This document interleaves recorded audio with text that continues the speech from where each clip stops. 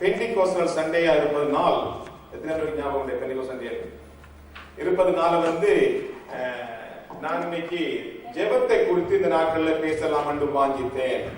ரொம்ப நாளாச்சு நான் பேசி ஜெபத்தை குறித்தனால ஜெபத்தை குறித்து பேசலாம் என்று வாங்கிட்டேன். கர்த்தர் கிருபை கொடுப்பாராக. அதனால இந்த ஜெபத்தை குறித்த சீரிஸ் வந்து கிட்டத்தட்ட தெரியாது 6-7 வாரம் போமா தெரியாது. வருகிற வாரம் கெஸ்ட் ஸ்பீக்கர் இருப்பதனால அதுக்கு அடுத்த வாரம் தொடர்ச்சியாக இருக்கும். இது பைபிள் ஸ்டடி மாதிரி இருக்கு. அது கிட்டத்தட்ட ஒரு டீச்சிங்கா இருப்பதனால நீங்க வரும்போது ஜெபத்தோட ஜெபத்தின் வரும்படி உங்களை உற்சாகப்படுத்துகிறேன். கர்த்தர் நிச்சயமாக உங்களுக்கு ஒரு ஜெப ஆவியை இந்த நாட்களிலே கொடுக்க வேண்டும் என்று நான் வாஞ்சிக்கிறேன். நாங்கள் எல்லோரும் ஜெபிக்கிறோம். ஆனா எப்படிப்பட்ட ஜெபம் ஜெபிக்கிறோம், எந்த முறையில் ஜெபிக்கிறோம் என்பதை கற்றுக்கொண்டு அதுக்கேற்றபடி ஜெபிப்போம். ஆனால் கர்த்தர் நம் வாழ்க்கையில, நம்ம சபையில, உங்க குடும்பங்கள்ல, தேசங்கள்ல பெரிய காரியம் தேவன் செய்வாரா.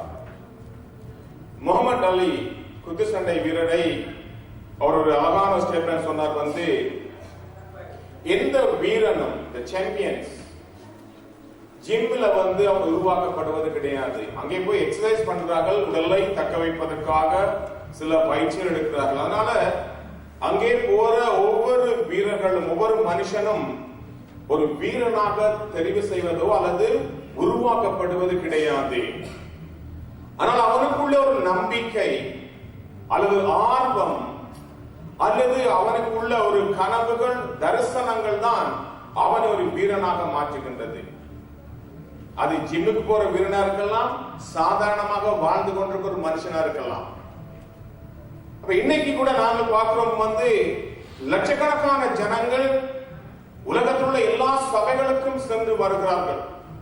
சபைகளுக்கு சென்று வரும்போது அழகான தேவ செய்திகள், உற்சாகம் ஊட்டக்கூடிய தேவ செய்திகள், உயிர்ப்பிக்கூடிய தேவ செய்திகளை கேட்கிறார்கள். துதி ஆராதனை நாங்கள் கேட்டு அழகாக தேவனை துதித்து பாடி மகிழ்ந்து ஆரவாரம் செய்து ஆர்ப்பரிக்கிறோம். கடந்து போகும்போது திங்கட்கிழமை தொடக்கம் சனிக்கிழமை தொடக்கம் வரைக்கும் அந்த மனுஷனும் அந்த மனுஷனுடைய வாழ்க்கைகள் எப்படி இருக்குன்னு தான் கேள்விக்குறி. அவனுடைய வாழ்க்கை மாற்றப்படுமா இருந்தால் அது நிச்சயமா நன்றாக இருக்கும். ஆனா பெரும்பாலான இடங்களிலே வந்து 5 தொடக்கம் 10% கிறிஸ்தவர்கள் அப்படிப்பட்ட நாட்களில் அல்லது இந்த வார்த்தைகளை கேட்டோ அல்லது துதி ஆராதனை மூலமோ தங்களுடைய வாழ்க்கையை திருத்திக் கொள்வது 5 தொடக்கம் 10% ஜனங்கள் மாத்திரமே. 10 தொடக்கம் 20% ஜனங்கள் வந்து முயற்சி பண்றார்கள், மாற்ற வேண்டும், என்னுடைய வாழ்க்கையை மாற்றி அமைக்க வேண்டும், என்னுடைய சிந்தை, என்னுடைய கனவுகள், என்னுடைய ஆர்வம், என்னுடைய எல்லாவற்றை நான் மாற்ற வேண்டும் என்று எதிர்பார்க்கிறார்கள். மற்றது 80% மக்கள் வந்து அப்படியே கடந்து செல்கிறார்கள். இன்றைக்கு என்னுடைய ஜெபம் எல்லாம், ஆண்டவரே, தேவன் என்னை உங்களையும் அழைத்திருக்கிறார் என்றால் நோக்கம் இல்லாமல் அழைப்பது கிடையாது. நோக்கம் இல்லாமல் உங்களை இந்த உலகத்திலே தேவன் படைப்பது கிடையாது. அப்ப அதற்கு ஒரு முகாந்திரத்தோட, ஆண்டவரே, நான் ஒரு ஜெப வீரனாக மாற வேண்டும், ஜெப வீராங்கனையாக மாற வேண்டும். ஆண்டவரே, எல்லோரும் ஜெபிக்கிற உண்மைதான். ஆனா தேவனுக்கு விரும்பினபடி வேதம் சொல்ற விதமாக என்னுடைய வாழ்க்கை மாற வேண்டும் அந்த சிந்தையோடு இருப்போம் என்றால் நிச்சயமாக தேவன் செய்வாராக. எரேமியாவை தேவன் அழைத்த பொழுது சாதாரண மனுஷனாக இருந்தான். அவனை அழைத்த பொழுது எரேமியாவின் 1 அதிகாரம் 10வது வசனத்துல வந்து ஆண்டு சொல்ற வந்து, உன்னை நான் பிடுங்கவும் இடிக்கவும் அடிக்கவும் கவிழ்க்கவும் கட்டவும் நாட்டவும் இன்றைய தினம், அன்றைக்கு அவர் குறிப்பிட்ட அன்றைய தினம் ஜாதிகளின் மேலும் ராஜ்யங்களின் மேலும் நான் உன்னை அதிபதியா வைக்கிறேன் சொன்ன பொழுது அவனுடைய வாழ்க்கை அவனுடைய தீர்மானத்தின்படி மாறினது. எசேக்கியேலை பார்த்து சொல்றார் வந்து, உன்னை நான் கடினமும் ஒரு முரட்டாட்டம் உள்ள ஜனங்கள் மத்தியில் அனுப்ப போறேன் சொல்லி எசேக்கியேலை பார்த்து தேவன் சொல்கின்றார்.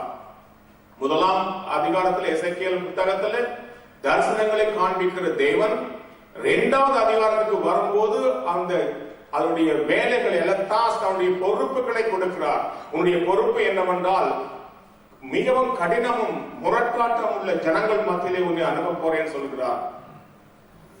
பவுலை தேவன் தெரிந்து கொள்ளப்படும் செய்த பொழுது, உன்னை நான் புறஜாதிகளுக்கும் ராஜாக்களுக்கும் என்னுடைய நாமத்தை அறிவிக்கிற நல்ல ஒரு பாத்திரமாக உன்னை தெரிந்து கொண்டேன், நீ போவாயாக என்று சொன்ன பொழுது அவனும் கடந்து சென்றான். அதே பவுல் தீமோத்தேயுவுக்கு அவனுடைய சீசனுக்கு கற்றுக் கொடுக்கும் போது அங்கே சொல்றார், வாசிக்கப்போமாக 1 தீமோத்தேயு 1 அதிகாரம் 18வது வசனத்தை. The first Timothy chapter 1 verse 18. 1 தீமோத்தேயு 1 அதிகாரம் 18வது வசனம். குமாரனாகிய தீமோத்தேயுவே, உன்னை குறித்து முன் உண்டான தீர்க்க தரிசனங்களின் படியே நீ அவைகளை முன்னிட்டு நல்ல போராட்டம் பண்ணும்படி ஆண்டவர் அழகாக எழுதுறார். ஒரு வார்த்தை நானும் நீங்களும் சாதாரண போராட்டம் அல்ல, சாதாரண போராட்டம் போராடும்படி நிறைய பேர் இருக்கிறோம்.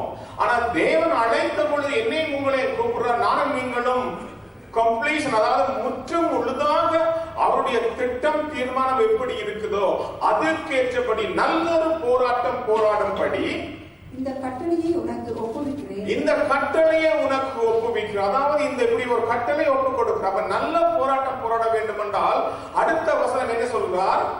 நீ விசுவாசமும் நல் மனசாட்சியும் உடையவனாய் இரு. 2 காரியம், முக்கியமான காரியம். அதாவது நீ விசுவாசம் உள்ளவனாய், அழகாக ஆண்கள் சொன்னாங்க, நல்ல மனச்சாட்சி உள்ளவனாக, தேவனுக்கு பிரியம் உள்ளவனாக இருக்க முடியும். 2 காரியம் உங்க வாழ்க்கை இருக்குமா இருந்தால் நீ ஒரு நல்ல ஒரு போர்ச்சவனாக நீ தேவனுக்குரிய ராஜ்யத்தில் நீ போராடுவாய். 2 தீமோத்தேயு 2 அதிகாரம் 3வது வசனமாக 2 Timothy chapter 2 verse 3. 2 தீமோத்தேயு புத்தகம் 2வது அதிகாரம் 3வது வசனம். நீயும் அதாவது ஏற்கனவே அவர் அங்கே போராடி கொண்டிருக்கிறார், நல்ல ஒரு போராட்டம் போராடி கொண்டிருக்கிறார் பவுல். அதனால் சொல்ற நீ இப்ப நான் இருக்கிறேன், அதனால அதை போல இப்ப நீயும் இயேசு கிறிஸ்துவுக்கு நல்ல போர்ச்சேவனாய் தீங்கு அனுபவி. நல்ல போர்ச்சேவனாக தீங்கு அனுபவி. தீங்கு என்பது இயேசுவின் நிமித்தம் வரக்கூடிய பாடுகள், துன்பங்கள். அப்ப அந்த ஒரு போராட்டம் போராட வேண்டுமா இருந்தால் இப்படிப்பட்ட காரியம் தேவன் விரும்புகின்றார். பவுல் பிலிப்பி சபைக்கு போக சொல்வார், என்னால முடியாது, அடிக்கடி என்னால முடியாது, தேவனால் எல்லாம் கூட மாட்டவரே, அதனால என்னை பலப்படுத்துகிற கிறிஸ்துவினாலே என்னால எல்லாம் செய்ய முடியும் என்ற ஒரு பெரிய ஆணித்தரமான ஒரு ஸ்டேட்மென்ட்டை அங்கே எழுதுகிறார் பிலிப்பி சபைக்கு போகும்போது. இப்படியா ஒவ்வொருடைய வாழ்க்கையிலும் தேவனுடைய கரம் கூட இருந்ததுனால அவர் தம்முடைய அனைத்த காரியங்களை செய்து முடிக்கும்படி அவர் பெரிய போராட்டங்களாக மாறி தேவனுக்கு ஒரு பெரிய ஜெப வீரர்களாக இருந்தார்கள். இதுல எல்லா வேதனோட எல்லா விசுவாசிகளையும் பார்க்கும் போது அவர்கள் அத்தனை பேர் ஒரு ஜெப வீரர்களாக இருந்தார்கள் தேவனுக்கு. இயேசு வாழ்ந்த பொழுது இயேசு ஒரு பெரிய தேவனுடைய வல்லமையை பெற்று, மத்தேயு, மார்க், லூக்கா, யோவான் அதிகாரத்தை நீங்க வீட்டுக்கு போய் வாசிக்கும் போது இயேசுடைய வாழ்க்கையில அவருக்கு ஒரு தேவனுடைய வல்லமையினாலே அவர் உயிரோடு இந்த நாட்கள்ல அத்தனை காரியங்களை செய்து முடித்தார் என்று சொல்லுகிறது. ஆனா அவர் மரித்த பிற்பாடு, அடக்கம் பண்ண பிற்பாடு, உயிர் தெழுந்த பிற்பாடு சாதாரணமாக அப்போஸ்தலருடைய கையில பேதுரை பற்றி குறிப்பிடும்போது 4ஆம் அதிகாரத்துல படிக்காத மனுஷன், அன்எடுகேட்டட் பர்சன் அங்க ஆங்கிலத்தில் போட்டிருக்கு. படிக்காத ஒரு மனுஷன், அறிவில்லாத மனுஷன், ஒன்றுமே முடியாத ஒரு மனுஷனை வேதத்திலே பார்க்கும்போது அதே அப்போஸ்தலருடைய எத்தனையோ மனுஷன் மனுஷிமாரை தேவன் அதே வல்லமையை கொடுத்து உயிர்ப்பு கொடுத்தார். ஆண்டவரே, இந்த மாலை வேளையில அதே இயேசு ஜீவிக்கிறார். என்னையும் உயிர்ப்பிங்க ஆண்டவரே, ஒரு மர்வமப்பட்ட வாழ்க்கையானவரை என்னை உயிர்ப்பிக்கும் போது தேவன் அப்படியாக உங்களையும் என்னையும் செய்வாராக. இந்த கடைசி நாட்களில் நாங்கள் வாழ்ந்து கொண்டிருக்கிற என்னையும் உங்களையும் பல காரியங்களை குறித்து நாங்கள் பார்க்கிறோம். இன்றைக்கு அந்த டேனியல் போக்கர் இன்னைக்கு அழகாக நம்முடைய ஏலியன் சபையிலே 3 ஆறுதல் அவர் பேசினார். இன்னைக்கு அவர் பேசும்போது சொன்னார், இப்படி போனது நிமித்தம் அன்னைக்கு பிரேக்பாஸ்ட் கூட அதையே சொன்னார், இப்படி நான் இந்த காரியத்தின் இயேசு அழைத்த காரியத்தின் நிமித்தம் அங்கே இருக்கிற பிள்ளைகளை விடுதலை செய்யும்படியாக இந்த காரியத்துக்கு நான் என்னுடைய வேலையை விட்டு நான் அங்க சென்றதுனால குடும்பத்தில் அவருக்கு பிரச்சனை வந்துட்டு, கணவன் மனைவியில பிரச்சனை வந்துட்டு, மனைவி அவரை சந்தேகப்பட்டு இன்னைக்கு 2 பேரும் பிரிஞ்சிருக்காங்க. ஆனாலும் அவர் சொல்றார், தேவன் கொடுத்த அழைப்பு நான் கண்டிப்பா செய்தியாகவும் சொல்லி இன்னும் ஓடிக்கொண்டே இருக்கிறார். வருகிற மாதத்தில இருந்து ஓக்லண்ட் பெரிய ஒரு லாயர் வந்தது, ஒரு பெரிய வல்லுநர். அவர் தன்னுடைய வேறு எல்லாவற்றையும் விட்டு இந்த TFNஸோட சேர்ந்து இதே ஊழியத்துக்காக நவாடா என்ற அதே நிறுவனத்துக்காக தன்னை வேலையை விட்டு ரிசைன் பண்ணி போகின்றார். அதுக்காக நான் எல்லாரையும் கொஞ்சம் சொல்லல. அப்படிப்பட்ட உள்ளம் தேவன் நமக்கு கொடுத்துக் கொண்டிருப்பதனால ஜெபத்தோடு ஆண்டவரே பல காரியங்கள் நாங்கள் பார்க்கிறோம், கடந்து போகாதபடி ஜெபத்தோடு இருக்கும்படி தேவன் நம்மை அழைத்திருக்கிறார். அப்படியாக கூட இந்த நாட்களிலே வரக்கூடிய நாட்களிலே தேவன் நம்மை செய்வாராக. இன்றைய செய்திக்கு ஆதாரமாக ஒரு வசனத்தை வாசிக்க எல்லோருக்கும் தெரிஞ்ச சம்பவம் நாங்கள் நீங்க பார்க்க போறோம். அடிக்கடி நீங்க கேட்டிருப்பீங்க செய்தி. அதனால மறுபடியுமாக நாங்கள் ஒரு பாலிஷ் பண்ணி நம்முடைய ஆவிக்குரிய வாழ்க்கையை தட்டி எழுப்புவோமாக. வாசிப்போமாக. எபேசியரின் புத்தகம் 6வது அதிகாரம் 10வது வசனம். The book of Ephesians chapter 6 verse 10. எபேசியரின் புத்தகம் 6வது அதிகாரம் 10வது வசனத்தை வாசிப்போமாக. கடைசியாக என் சகோதரரே, கர்த்தரிலும் அவருடைய சத்துவத்தின் வல்லமையிலும் பலப்படுங்கள். கடைசியாக என் சகோதரன், நான் போன பைபிள் ஸ்டடியோட சொல்லியிருந்தேன், சகோதரரே என்ற ஒரு வார்த்தை வரும்போதெல்லாம் யாருக்கு எழுதுறாரு? விசுவாசிகள் எழுதுறார். அப்ப விசுவாசியாகிய எனக்கும் உங்களுக்கும் அங்க எழுதுறார். எந்த இடத்துல நீங்க வேதம் தொடங்கும் போது எந்த இடத்துல பவுல் அடிக்கடி அந்த வார்த்தையை யூஸ் பண்ணார். சகோதரன் சொல்லும் போது விசுவாசி, இயேசுவை விசுவாசிக்கிற பிள்ளைகளுக்கு எழுதுகிறார். அப்ப சகோதரரே, நீங்கள் கர்த்தரிலும் அவருடைய சத்துவத்தின் வல்லமையிலும் நீங்கள் பலப்படுங்கள். இங்கே அந்த be strong என்ற ஒரு வார்த்தை வருவது ஆங்கிலத்தில் அந்த வசனம் வாசிக்கும் போது be strong என்ற வார்த்தை continuation, அதாவது தொடர்ச்சியாக இடைவிடாதபடி நீங்க அந்த கர்த்தரிலும் அவருடைய சத்துவத்தின் வல்லமையிலும் பலப்பட வேண்டும். ஊறுகாய் சாப்பிடும் போது தயிர் சாதத்துக்கு சாப்பிடுவோம். சில சாப்பாடு சாப்பிடும் போது ஊறுகாய் தொட்டுக்குவோம். ஏன்னா சில சாப்பாடு காம்பினேஷனா இருப்பதனால தொட்டுக்கிறோம். எல்லா சாப்பாடும் ஊறுகாய் சாப்பிட முடியாது. அதே போல இங்க இந்த கர்த்தரிலும் அவருடைய சத்துவத்திலும் என்பது இன்றைக்கு மாத்திரம் அல்லது நாளைக்கு அது எனக்கு தேவைப்படும் போது அப்படி அல்ல. தேவன் சொல்றார், அனுதினமும் நீங்கள் அவருடைய கர்த்தரிலும் அவருடைய சத்துவத்தின் வல்லமையிலும் பலப்பட வேண்டும். இலங்கை தேசத்துல இருக்கும்போது சைக்கிள் ஓடுவது உண்டு, எல்லாருக்கும் தெரியும். இந்தியாவில ஓடுவீங்க, அங்க டைனமோ இருக்கிறது. அந்த டைனமோ நீங்க தட்டி விட்டீங்கன்னா அது சுத்திச்சு சொன்னா அதுல இருந்துதான் கரண்ட் பாஸ் பண்ணி அழகாக லைட் எரியும் இரவுல ஓடும் போது. அப்ப அந்த டைனமோல இருந்து வல்லமையில சக்தி உருவாக்கப்பட்டு லைட் பிரகாசிக்கிற ஒரு லைட்டை கொடுப்பது போல நானும் நீங்களும் உலகத்துல பிரகாசிக்க வேண்டுமா இருந்தால் தேவனுடைய வல்லமை வேண்டும். படித்த வல்லமைகள் ஆற்றல்கள் நல்லது, அது தப்புன்னு கிடையாது. ஆனாலும் கிறிஸ்தவ வாழ்க்கையில தேவன் அழைத்த அழைப்பிலே தேவனுக்கு நாங்கள் ஓட வேண்டுமா இருந்தால் அந்த தேவனுடைய சத்துவமும் வல்லமையும் எனக்கும் உங்களுக்கு இருக்க வேண்டும். அதிலே நான் நீங்களும் பலப்பட வேண்டும். அப்படி பலப்பட வேண்டுமா இருந்தால் தேவன் சொன்ன காரியம் அவர்களே நாங்கள் சார்ந்திருக்க வேண்டும். ஆனா ஒரு பிரச்சனை என்னன்னா, ஒரு சாதாரண பார்க்கும்போது நானும் நீங்களும் பலவீனமானவர்கள், அது எந்த சந்தேகம் கிடையாது. நாங்கள் மென்மையானவர்கள், விழுந்து போகக்கூடியவர்களாக இருக்கிறோம், வாழ்க்கையில பிழை செய்யக்கூடியவர்களாக இருக்கிறோம். அப்ப இப்படிப்பட்ட வாழ்க்கை நாங்கள் வாழ்ந்து கொண்டிருக்கும் போது யோசனையின்றி சில காரியங்களை செய்கின்றோம், நடக்கின்றோம். ஆனா இப்படிப்பட்ட வாழ்க்கையில இருக்கிற எனக்கும் உங்களுக்கும் தான் எதிரி எப்பொழுதாவது அந்த காரியம் நாங்கள் செய்யும் போது எங்க மனதை எங்க சிந்தையை தூண்டிவிட்டு தேவ சமூகத்திலிருந்து விலகும்படியான காரியங்களை செய்கின்றான். அதனால்தான் பவுல் எபேசியருக்கு போகும்போது, அன்பான சகோதரனே சகோதரியே, நீ கர்த்தரிலும் அவருடைய சத்துவத்திலும் வல்லமை நீ பலப்பட வேண்டும்.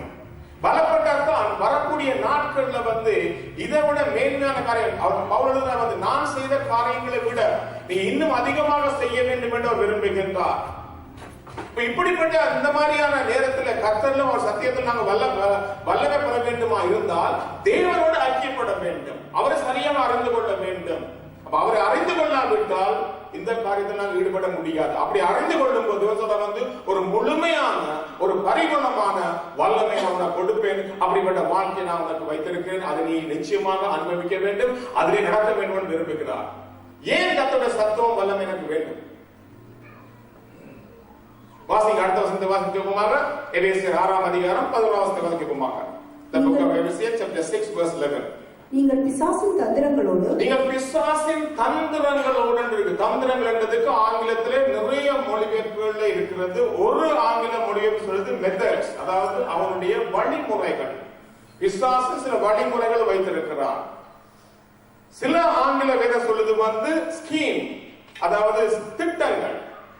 சில திட்டங்களை வைத்திருக்கிறான். அவனுக்கு ஒரு திட்டங்கள் இருக்கிறது. தேவன் எனக்கு உங்களுக்கு ஒரு திட்டத்தை வைத்திருக்கிறார். அப்ப அவனுக்கும் ஒரு வழிமுறைகள் இருக்கிறது, அவனுக்கும் திட்டங்கள் இருக்கிறது. இன்னொரு பைபிள் சொல்றது ட்ரிக்ஸ், மாயாஜாலம், வித்தைகள் காட்டி நம்மை ஏமாற்றுவதுன்னு சொல்லி போட்டிருக்கு. அப்ப வேறு சொல்றது நீங்கள் பிசாசின் தந்திரங்களோடு எதிர்த்து நிற்க திராணி உள்ளவர்களாகும்படி. எதிர்த்து நிற்க திராணி என்பதற்கு சரியான தமிழ் பலம், அதாவது எதிர்த்து நிற்க பலம் உள்ளவர்களாக தேவனுடைய சர்வாயுத வர்க்கத்தையும் தரித்துக் கொள்ளுங்கள். தேவனுடைய சர்வாத வர்க்கத்தை தரித்துக் கொள்வது என்பதற்கு ஆங்கிலத்தில் அணிந்து கொள்வது வேறு, அது புரிடும். அதாவது அதை நாங்கள் அணிந்து கொள்வது. எதுக்கு அணிந்து கொள்ளணுமா? கர்த்தரிலும் அவருடைய சத்துவத்தின் வல்லமையிலும் பலப்பட வேண்டுமா இருந்தால் நானும் நீங்களும் அவர் எது சொல்றார் அவருடைய சர்வாயுத வர்க்கத்தை நாங்கள் அணிந்து கொள்ள வேண்டுமா? வேதம் சொல்லுது பிசாசானவன் தந்திரம் உள்ளவன் வேதத்துல போட்டிருக்கு. மத்தேயு 15ஆம் அதிகாரம் 22ஆம் வசனத்துல போட்டிருக்கு. ஒரு மனுஷன் சொல்றார் இயேசுவை பார்த்து, இயேசுவே என் மகள் பிசாசின் கொடிய வியாதியினால் வேதனைப்படுகிறாள். இப்ப பிசாசு என்ன செய்கிறான்? கொடிய வேதனை உள்ள வியாதிகளை உங்கள் மத்தியிலே கொடுக்கிறான். நீங்கள் இயேசுவை விட்டு சோர்ந்து போக வேண்டும், ஜெபிக்க முடியாதபடி நீங்க தூங்க வேண்டும், இப்படியான காரியங்களை செய்கின்றான். லூக்கா 8ஆம் அதிகாரம் 12ஆம் வசனம் சொல்லுது அவர்கள் விசுவாசித்து ரட்சிக்கப்படாதபடி இந்த பிசாசானவன் அவர்கள் விதைக்கப்பட்ட விதையை, வார்த்தையை இதயத்திலிருந்து பிடுங்கி போடுகிறான். அப்ப ரட்சிப்பு கொடுக்க முடியும். நாங்கள் ஜெபிக்கிறோம், ஆண்டவரே இந்த குடும்பம் ரட்சிக்கப்பட வேண்டும், இந்த வீட்டுக்கு போய் நாங்கள் சத்தியம் சொல்லுகிறோம், இந்த குடும்பம் நான் படுகிற அந்த இன்பத்தை, அந்த சமாதானத்தை, சந்தோஷத்தை அவர்கள் பெற வேண்டும் என சொல்லுகிறோம். ஆனா அதே நேரத்தில் அவருக்கு ஒரு தந்திரம் இருக்கிறது, அவனுக்கு திட்டம் இருக்கிறது, வழிமுறைகள் இருக்கிறது. அதை உபயோகித்து அதே குடும்பத்துக்கு அவனும் சென்று அவர்கள் மனதிலே இல்லாதபடி அதை எடுத்துக் கொடுக்கிறான். லூக்கா இன்னொரு வசனம் சொல்லுது யோவான் 13ஆம் அதிகாரம் 2ஆம் வசனம் சொல்லுது காட்டி கொடுக்கும்படியாக இயேசுவை காட்டி கொடுக்கும்படியாக யூதாசுடைய இதயத்தை பிசாசானவன் தூண்டினான். அப்ப இதயத்திலே வரக்கூடிய சிந்தனைகள், மாற்றங்கள், காரியங்கள், எங்களுடைய எல்லாவற்றையும் நீங்கள் ஒரு மனுஷனை பார்த்து இவர் செய்கிறார், அதை இவர்கள் செய்கிறார் நீங்கள் ஒழியக்கூடாது. அது யாருக்கு நடக்குது? பிசாசின் காரியத்தில் நடக்கின்றது. அதனால்தான் இயேசு சொன்னார் பேதுருவை பார்த்து சொன்னார், பேதுருவே அப்பால போய் சாத்தானே. பேதுருவை பார்த்து சொல்லவில்லை, பேதுருக்கு உள்ளே இருக்க சொன்னார். அப்ப சொல்லுங்க 10ஆம் அதிகாரத்திலே பவுல் ஒரு பெரிய அதிபதியை போய் சந்திச்சு அவருக்கு சத்தியத்தை சொல்றார். அப்ப சத்தியத்தை சொன்ன பொழுது அந்த அதிபதி அவர் ஏற்றுக்கொண்டு ரட்சிக்கப்படுவதற்கு ஏதுவாக அவர் வந்து கொண்டிருக்கிற பொழுது ஒரு மாயா வித்தை காட்டுற ஒரு மனுஷன் அங்கே பார்த்து கொண்டிருக்கின்றான். அவன் பார்த்து கொண்டிருந்து விட்டு திடீரென சொல்றான் இவருடைய மனதை குழப்ப வேண்டும் என்று சொல்லி வேறு சொல்லுது அந்த வசனத்துல பிசாசானவன் அவனுடைய இதயத்தை தூண்டி இந்த விசுவாசிக்காதபடி அவன் ஏவினான் என்று போட்டிருக்கு. அப்ப அதனால்தான் அந்த பவுல் ஒரு வார்த்தை சொல்லி அந்த மனுஷனை தட்டினார். வாசிக்கப்போமாக 13ஆவது அதிகாரம் 10வது வசனம். அப்போஸ்தலனுடைய 13ஆம் அதிகாரம் 10வது வசனம். எல்லா கபடமும் எல்லா பொல்லாங்கும் நிறைந்தவனே, அவனை குறித்து பேசுகிறார். எல்லா கபடமும் எல்லா பொல்லாங்கும் நிறைந்தவனே, பிசாசின் மகனே. அவனுக்கு தாய் தகப்பனுடைய பேர் இருக்கிறது, ஆனா அதை குறித்து பவுல் சொல்லவில்லை. யாருக்கு மகனா? பிசாசின் மகனே, நீதிக்கெல்லாம் பகைஞனே, கர்த்தருடைய செம்மையான வழிகளை புரட்டுவதில் ஓய மாட்டாயோ? இதை நீங்கள் அடையாளம் கண்டுகொள்ள வேண்டுமா இருந்தால், அல்லது ஒரு காரியத்துக்காக ஜெபிக்க வேண்டுமா இருந்தால், நானும் நீங்களும் அடையாளம் கண்டுகொள்ள வேண்டும். எப்படிப்பட்ட காரியத்திலே இந்த பிசாசானவன் தந்திரங்களோட ஈடுபட்டிருக்கிறான் என்று. தேசங்கள் இல்ல, நகரங்கள் இல்ல, அரசாங்கங்கள் இல்ல, குடும்பங்கள் இல்ல, சபைகள் இல்ல நடப்பதனால நாம் ஜாக்கிரதையாக இருக்க வேண்டும். அதனால்தான் சொல்லுது அவருடைய கர்த்தரிலும் அவருடைய சத்துவத்தில் நீங்க பலப்பட வேண்டும். ஏனென்றால் பிசாசின் தந்திரங்கள் நீங்க எதிர்த்து நிற்க திராணி உள்ளவளாக இருக்கும்படியாக தேவனுடைய சர்வாயுத வர்க்கத்தை நீங்க தரித்துக் கொள்ள வேண்டும். ஒரு காரியத்தை நீங்க என்னை உங்களை அணிந்து கொள்ள சொல்றார், போட்டுக்கொள்ள சொல்றார். ஏன் போட்டு சொல்றாராம்? அடுத்த வசனம் வாசிப்போம். 12ஆம் வசனம், எபேசியர் 6ஆம் அதிகாரம் 12வது வசனம். ஏனெனில் மாமிசத்தோடும் இரத்தத்தோடும் அல்ல, மாமிசத்தோடும் அதனால முதல்ல சொன்னேன் வந்து ஜனங்களோடு அல்லது எதிர்க்கிற ஜனங்களோடு அல்ல, மாமிசத்தோடும் இரத்தத்தோடும் அல்ல, துரைத்தனங்களோடும் அதிகாரங்களோடும் பிரபஞ்சத்தின் அந்தகார லோகாதிபதிகளோடும் வானமண்டலங்களில் உள்ள பொல்லாத ஆவிகளின் சேனைகளோடும் நமக்கு போராட்டம் உண்டு. நமக்கு போராட்டம். அதனால தான் ஆண்டவர் சொல்றாரு, நீங்க இந்த சர்வாயுத வர்க்கத்தை கழித்துக் கொள்ளுங்கள் அப்பாண்டு. ஏன்னா எனக்கும் உங்களுக்கு துரைத்தனங்கள், வேதம் சொல்றது வந்து துரைத்தனங்கள் வந்து ஆளுகை செய்பவர்கள், தேசங்களை ஆளுகை செய்பவர்கள், அல்லது கவர்மெண்ட்ல ஒரு லோ பாஸ் பண்றாங்கன்னு சொன்னால் அந்த சட்டத்தை நீங்கள் எதிர்த்து நிற்க வேண்டுமா இருந்தால் நீங்க அரசாங்கத்தை எதிர்த்து நிற்க முடியாது. அப்ப அதுக்குரிய காரியத்தை நீங்க ஜெபிக்க ஆண்டவரே இந்த சட்டங்களை கொண்டு வருகிறார்கள், நாங்கள் எதிர்க்க வேண்டும் என்று. கடந்த 2-3 மாதங்கள் முன்பதாக இந்த ஹவிக்குள்ள உள்ள ஒரு பகுதியிலே ஒரு கடையிலே R18 அந்த ட்ரக்ஸ்கள், அதாவது போதை மருந்துகள் லொலி வடிவத்திலே வந்திருக்கின்றது. அதை கவர்மெண்ட் பேன் பண்ணி விட்டார். ஆனாலும் அதை வித்துக் கொண்டிருந்தார்கள் மறைமுகமாக. பல காலங்களாக நாங்கள் அதுக்கு முன்பதாக கொஞ்சம் பாஸ்டர்ஸ் நாங்கள் போயிருக்கு முன்பதாகவே நின்று அந்த கடைக்கு முன்னால ஜெபித்துட்டு வந்தோம். ஆனா தேவனுக்கு மகிமை உண்டா அப்படி சொல்றேன், போன வாரத்துல அந்த கடை இழுத்து மூடியாச்சு. ஏன்னா யாரும் சொல்லி கம்ப்ளைண்ட் பண்ணி நாங்க எல்லாம் சிட்டி கவுன்சில் எல்லாம் எழுதி பார்த்தா நான் செய்ய முடியவில்லை. ஆனா தேவன் அதை செய்தார். அப்ப இந்த அதிகாரங்கள், துரைத்தனங்கள், வானமண்டல பொல்லாத சேனையோடு எங்களுக்கு போராட்டம் இருப்பதனால் நாங்கள் சாதாரணமா ஜெபிக்க முடியாது. அதனாலதான் சொல்றாங்க வந்து இன்னொரு காரியங்களை கொடுக்கணும். அந்த சர்வாயுத வர்க்கத்தை நீ போட்டுக்கொண்டு நீ ஜெபித்தாயா இருந்தால் அந்த ஜெபம் கேட்கப்படுகிறது. அந்த ஜெபத்துல பலன் உண்டு, அந்த ஜெபத்துல வந்து உனக்கு வழிமுறைகள் உண்டு, அதை நீ பார்க்க வேண்டும் என்று ஆண்டவர் சொல்கிறார். 2 கொரிந்தியர் தொடர்ந்து வாசிங்க, 13 வாசிங்க, 11 வாசிங்களா? ஆகையால் தீங்கு நாளிலே, தீங்கு நாள் என்பது வந்து நாங்க முதல்ல வாசித்தது போல வந்து அந்த சோதனை வரும் போது, எப்பப்பெல்லாம் இங்க வீடுகள்ல குடும்ப சோதனை வருகிறதோ அது வரும் வரைக்கும் பார்த்துக் கொள்ளாம நாங்கள் தொடர்ந்து டெய்லியாக ஜெபிக்க வேண்டும். ஆகையால் நீங்க தீங்கு நாளிலே அவைகளை எதிர்த்து நிற்கவும், அந்த காரியங்களுக்கு எதிர்த்து நிற்கவும், சகலத்தையும் செய்து முடித்தவர்களாய் நிற்கவும், திராணி உள்ளவர்களாகும்படிக்கு தேவனுடைய சர்வாயுத வர்க்கத்தையும் எடுத்துக் கொள்ளுங்கள். 11ஆம் வசனம் சொல்றது அணிந்து கொள்ளுங்கள், 13ஆம் வசனம் சொல்றது எடுத்துக் கொள்ளுங்க. அப்ப நீங்க அணிஞ்சாதான் எடுக்க முடியும். நீங்க ஒரு உடுப்பை போட்டிருந்தா தான் வந்து அதுல இருந்து காரியம் எடுக்க முடியும். அப்ப போடாம எடுக்க முடியாது. அதான் 11ஆம் வசனம் சொல்றீங்க போட்டுக் கொள்ளுங்க, தரித்துக் கொள்ளுங்கள். 13ஆம் வசனம் நீங்க வந்து அந்த அணிந்த சர்வாயுத வர்க்கத்துல இருந்து சில காரியத்தை எடுத்துக் கொள்ளுங்கள். அதை பற்றி நான் வரக்கூடிய வாரங்களை பேச போறேன். வேதம் 2 கொரிந்தியர் 10ஆம் அதிகாரம் 4ஆம் வசனம் சொல்றது வந்து என்னுடைய உங்களுடைய போராட்டம் எல்லாம் மாம்சத்துக்கு ஏற்றனவைகளே அல்ல. நேரடியாக மல்யுத்தம் போடுறது மாதிரி கிடையாது. நான் நீங்களும் ஒரு மனுஷனோட நேரடியா சண்டை போடுறது கிடையாது. இதோட இருக்காம் அறங்களை நிர்மூலமாக்குவதற்கு ஏற்றனவாக இருக்கிறது. பிசாசுடைய தந்திரங்களை முறியடிக்கும்படியான போராட்டமாக இருக்கிறது. சங்கீதக்காரர் ஒரு வார்த்தை வாசிப்போமா? சங்கீதம் 144 முதலாவது வசனம். சங்கீதம் 144 முதலாவது வசனம். Psalms 114 verse 1. என் கைகளை போருக்கும், என்னுடைய கைகளை போருக்கும், என் விரல்களை யுத்தத்திற்கும் படிப்பிக்கிற என் கண்மலையாகிய கர்த்தருக்கு ஸ்தோத்திரம்.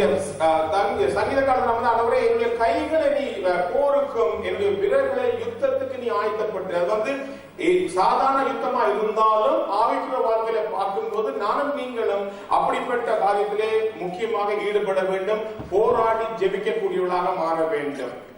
அப்ப அவனுடைய இந்த ஸ்கீமுகள் அல்லது திட்டங்கள் அல்லது முறைகளை நாங்கள் எதிர்க்க வேண்டுமா இருந்தால் நிச்சயமாக வந்து நானும் நீங்களும் ஒரு காரியத்தை பெற்றுக்கொள்ள வேண்டும். அதனால் தான் இந்த எபேசியர் அதிகாரம் தொடங்கும் பொழுதே பவுல் ஒரு காரியத்தை எழுதி வைத்து விட்டுத்தான் ஒவ்வொரு அதிகாரமும் எழுதி கொண்டு வருகிறார். 1ஆம் அதிகாரத்திலே 19-23 வரை வாசிக்குவோமாக. எபேசியர் 1ஆம் அதிகாரம், the chapter 1 verses 19 to 23. தாம் கிறிஸ்துவை மரித்தோரிலிருந்து எழுப்பி அவரிடத்தில் நடப்பித்த தமது பலத்த சத்துவத்தின் வல்லமையின்படியே விசுவாசிக்கிறவர்களாகிய நம்மிடத்தில்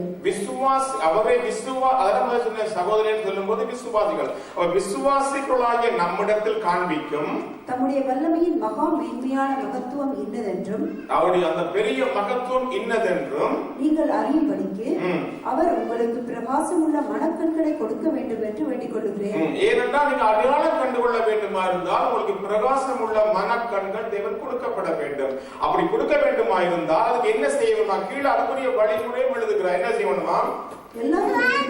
முதல்ல சொன்ன பிசாசுக்கும் நீங்க எத்தனைக்கும் துரைத்தனத்துக்கு, இங்க ஆண்டவர் சொல்ற வந்து நான் எல்லா துரைத்தனத்துக்கும் அதிகாரத்துக்கும் வல்லமைக்கும் அர்த்தத்துவம் இம்மையில் மாத்திரமும் அல்ல மறுமையிலும் பெயர் பெற்றிருக்கும் எல்லா நாமத்துக்கும் மேலாய் அவர் உயர்ந்திருக்கத்தக்கதாக அவரை உன்னதங்களில் தம்முடைய வலது பார்சத்தில் உட்காரும்படி செய்து எல்லாவற்றையும் அவருடைய பாதங்களுக்கு கீழ்ப்படுத்தி எல்லாவற்றையும் எல்லாவற்றாலும் நிரப்புகிறவருடைய நிறைவாகிய சரீரமான சபைக்கு அவரை எல்லாவற்றிற்கு மேலான தலையாக தந்தருளினார். சபை என்பது அவருடைய சபை என்பதை நானும் நீங்கள் எனக்கும் உங்களுக்கு அவர் எல்லாவற்றையும் நிறைவாக்கி தந்தருளி இருக்கிறார். அப்ப அதனால நானும் நீங்களும் வந்து போராடுவது கிடையாது. இயேசு செய்து முடித்துட்டார். அந்த போராடி இருக்கிற அந்த வெற்றியை தக்க வைத்துக் கொள்ள வேண்டும். அந்த அவர் போராடி இருந்த அவர் ஜெயம் பெற்ற அந்த கிறிஸ்துவ சிலுவையிலே ஜெயம் பெற்ற பெற்றுக்கொள்ள வேண்டுமா இருந்தால் இந்த சர்வாயுத வர்க்கம் நான் கருத்துக் கொள்ளப்பட வேண்டும் என போராடி முடித்து விட்டார். அவர் எல்லாவற்றையும் முடித்து சொல்றது வந்து உங்களுக்கு போராட்டம் உண்டு, ஆனாலும் நான் உலகத்தை ஜெயித்தேன். அவரை ஜெயித்து விட்டார். மாமிசம், உலகம், பிசாசு மூன்றையும் ஜெயித்தவராக இயேசு இருக்கிறார். அப்ப செய்து முடித்த காரியம் ஒரு பக்கத்தில் இருக்குன்னு சொன்னால் அதை எடுத்து நாங்கள் அணிந்து கொள்ள வேண்டும். அவர் முடித்து விட்டார். அப்ப நீங்கள் இதுக்காக போராட வேண்டிய கட்டம். ஆனா போராடம் எதுக்குன்னு சொன்னால் எங்களுடைய வாழ்க்கையில இப்ப நடைமுறை நடக்கிற ஒரு பாதையில இந்த உலகத்தில் இருக்கிற நீங்களும் வந்து சில காரியங்களுக்காக நாங்கள் போராடி ஜெபிக்க வேண்டும். அதனால் தான் அவர் செய்து முடித்த காரியங்களை அணியும்படியாக தேவன் விரும்புகின்றார். கலாத்தியர் 5ஆம் அதிகாரம் 17 வாசிப்போமாக. The book of Galatians chapter 5 verse 17. கலாத்தியர் 5:17. ஏன் நாங்கள் ஜெபிக்க முடியாம இருக்கிறது அல்லது ஒரு காரியத்தை பார்த்தும் நாங்கள் எங்களால அதை கடந்து போகின்றோம், அதாவது அதை குறித்து எந்த காரியம் செய்யாமல் கடந்து போகிறோம். வாசிப்போமாக. மாம்சம் ஆவிக்கு விரோதமாகவும் ஆவி மாம்சத்துக்கு விரோதமாகவும் இச்சிக்கிறது. எப்போதும் அது பிரச்சனை. எனக்கு உங்களுக்கு எப்போதும் பிரச்சனை. அதாவது இங்க பாக்குறாங்க ஆவி ஆத்மா சரீரம் இருக்கின்றது. எனக்கு உங்களுக்கும் ஆவியை விட்டுவிடுங்கள். ஆத்மாவில் வந்து எப்போதும் பிரச்சனை. அதாவது சிந்தைகளை கெடுத்து எங்களுடைய மைண்ட், எங்களுடைய இமோஷன், எங்களுடைய எல்லாவற்றையும், எங்களுடைய உணர்ச்சிகள் எல்லாவற்றையும் கெடுப்பது ஆத்மாவில். அப்ப வேதம் சொல்றது வந்து இந்த மாமிசமானது எப்போதும் இந்த ஆத்மா கெடுக்கப்படுமா நம்முடைய ஆவியில குறைவு உண்டாகும். வேதம் சொல்றது வந்து உங்களுடைய மாமிசம் எப்பொழுதும் ஆவிக்கு விரோதமாகவும் ஆவி மாம்சத்துக்கு விரோதமாகவும் வந்து இச்சிக்கிறது. நீங்கள் செய்ய வேண்டும் என்று இருக்கிறவைகளை செய்யாதபடிக்கு இவைகளை ஒன்றுக்கொன்று விரோதமாய் இருக்கிறது. ஏனென்றால் மாம்சத்தின் கிரியைகள் வெளியரங்கமாய் இருக்கின்றன, ஆவியின் கனிகளோ சொல்லி மாம்சத்தின் கிரியைகள் 17 போட்டிருக்கு, ஆவியின் கனிகளோ 9 போட்டிருக்கு. அப்ப எனக்கும் உங்களுக்கும் ஆவியின் கனி இருந்தால் தான் இந்த காரியத்தில் ஜெயம் பெற முடியும். மாமிசத்தின் கிரியைகளும் வெளியரங்கமான காரியம் பெரிய பட்டியலை போட்டிருக்கார். ஏன் மாமிசம் ஆவியை மேற்கொள்ளுதென்றால் நானும் நீங்களும் பழைய மனுஷனாக முன்னாடி இருந்தோம். தேவனை ஏற்றுக்கொண்டது நிமித்தம் புதிய மனுஷனாக மாறுகிறோம். புதிய மனுஷனாக மாறும் போது 2 கொரிந்தியர் 5ஆம் அதிகாரம் 14ஆம் வசனம் எல்லாம் பழையன எல்லாம் பொழிந்தன என்று போட்டிருக்கு. அப்ப ஒரு மனுஷன் புதிய காரியத்தை ஏற்றுக்கொள்வானா இருந்தால் அல்லது புதிய சரீரத்தை பெற்றுக்கொள்வானா இருந்தால் அவனுடைய சரீரம் அப்படியே தான் இருக்கிறது. ஆத்மாவிலே வந்து வேறு வித்தியாசப்படுகின்றது. ஆத்மா வித்தியாசப்படும் போது அவனுடைய எண்ணங்கள், செயல்கள் எல்லாம் வந்து இயேசுவுக்கு ஒத்ததாக இருக்கின்றது. அப்ப நாங்கள் கிறிஸ்துவரை மாறின பிற்பாடு, ஞானஸ்தானம் எடுத்த பிற்பாடு அல்லது ஆவிக்குரிய வாழ்க்கை நாங்கள் மாறுவோம் என்று சொல்லிக்கொண்டு இன்னும் நாங்கள் பழைய வாழ்க்கை மாறுவோமா இருந்தால் எப்பொழுதும் எனக்கும் உங்களுக்கும் ஆவிக்கும் மாம்சத்துக்கும் போராட்டம் உண்டு. அதை இச்சிக்க விடாதவரை தடுக்க வேண்டுமா இருந்தால் ஆண்டவரே என்னுடைய வாழ்க்கையில வரக்கூடிய ஆவிக்குரிய வாழ்க்கையில ஆண்டவரே என்னுடைய மாமிசம் அழிந்து போகட்டும். வீடுகள்ல புதிய சாமான் கொடுக்கும்போது அழகான புதிய சாமானை முதல்ல வாங்கி பழசாந்திக்கு போட்டு புதுசத்துக்கு முன்னுக்கு வச்சிருவோம். ஆனா ஆவிக்குரிய வாழ்க்கையில மாத்திரம் புதிய மனுஷன் தனிப்ப ரொம்ப கஷ்டப்படுறோம் என்றால் பழைய வாழ்க்கை அப்ப வந்து போறதுக்கு காரணம் என்றால் என்னுடைய வாழ்க்கையில வந்து இன்னும் நாங்கள் சரியாக வந்து தேவனை அறிந்து கொள்ளவில்லை அல்லது அவருடைய கொடுக்கப்பட்ட சர்வாயுதத்தை அணிந்து கொள்ளவில்லை அல்லது வந்து தேவனுடைய கர்த்தரிலும் சத்துவத்தை நாங்கள் பலப்படவில்லை என்றுதான் அர்த்தம்.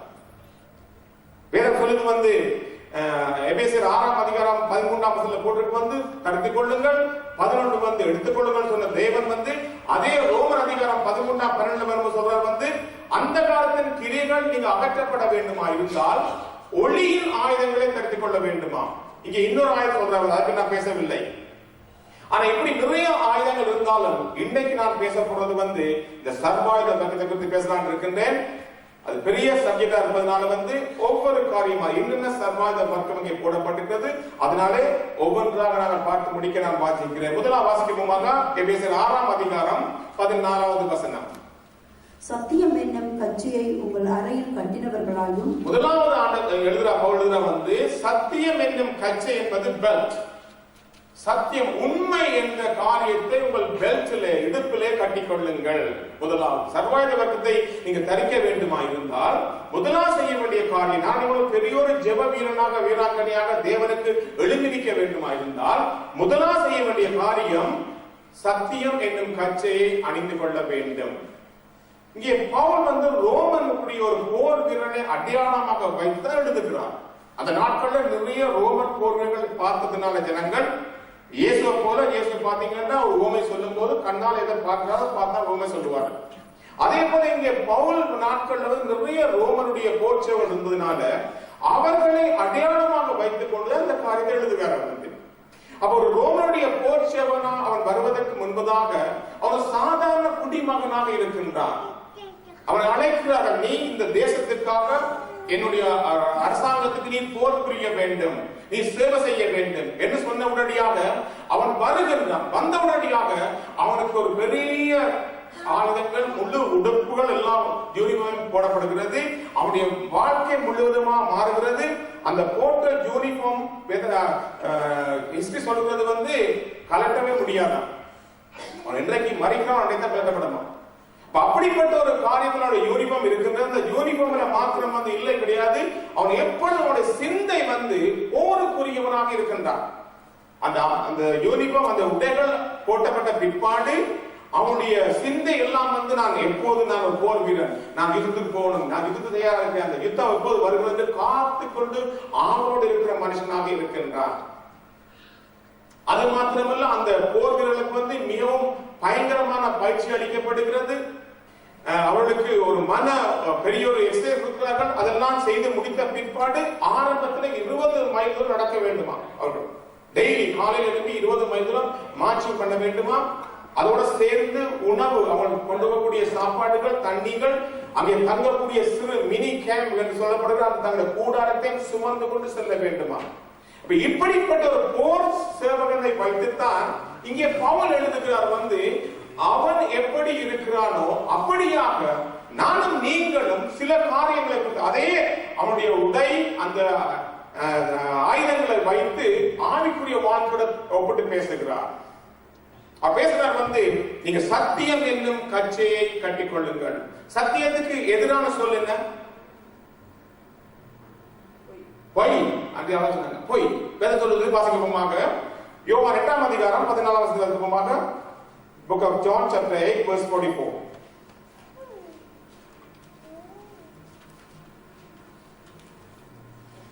நீங்கள் உங்கள் பிதாவாகிய பிசாசானவனால் உண்டானவர்கள்.